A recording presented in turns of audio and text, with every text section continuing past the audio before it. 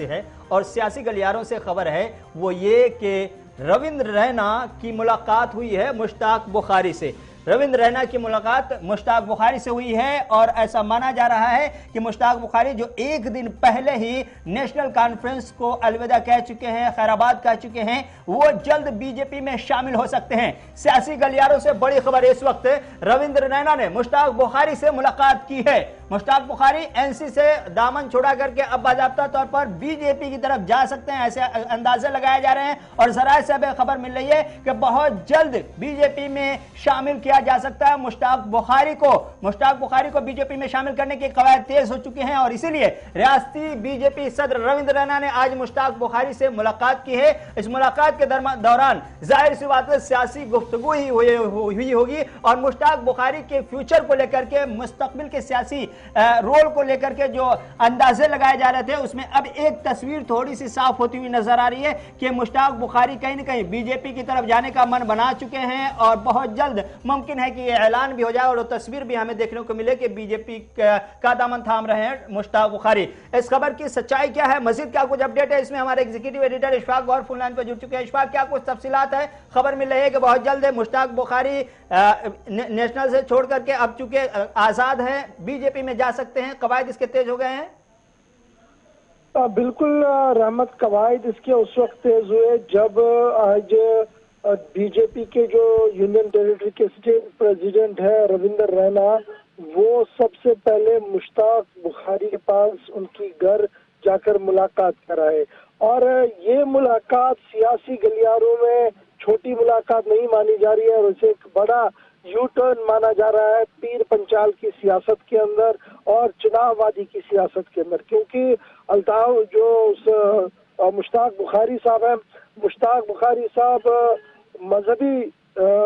Angle से जब आप देखेंगे तो इनकी एक बहुत बड़ी पहुंच है, एक अच्छे माने जाने लीडर है और टॉप 10 लीडर्स की फहरिस्त जो नेशनल कॉन्फ्रेंस की थी उसमें इन्हें गिना जाता था और एक अच्छा मकाम इनका अपनी पार्टी में था। लेकिन फारूक अब्दुल्ला के साथ कुछ मामलात पर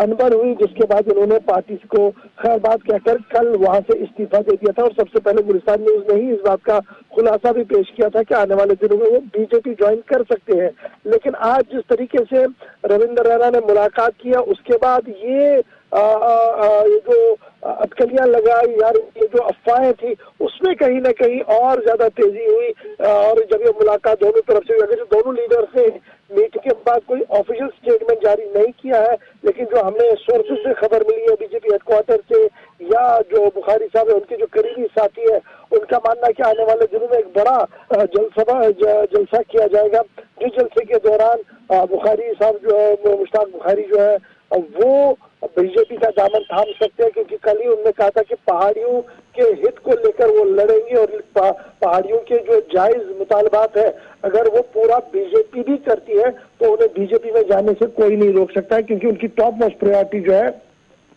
वो होंगे पहाड़ी लोग। तो उसी से ये साफ हो गया था, क्योंकि बीजेपी पिछले 8-9 महीनों से काफी ज्यादा एक्टिव है इस पूरे मुद्दे पर कि हमने ये एम्पावर करना है पहाड़ियों को, गोजरों को, बकरवालों को और इन जैसे उन सभी तबकों को जो शायद अभी तक पॉलिटिकली उतने ज्यादा एक्टिव और वाइब्रेंट नजर नहीं आ रहे थे। लेकिन जहां तक बुखारी की बात करें, पहाड़ी फोरम जो है उसका भी एक चेयरमैन रह चुके हैं, बोर्ड के चेयरमैन रह चुके हैं, साबिक वजीर भी रह चुके हैं और एमएलए भी रह चुके हैं। तो इस तरीके से इनका अगर बीजेपी में जाना हुआ तो एक बड़ी जो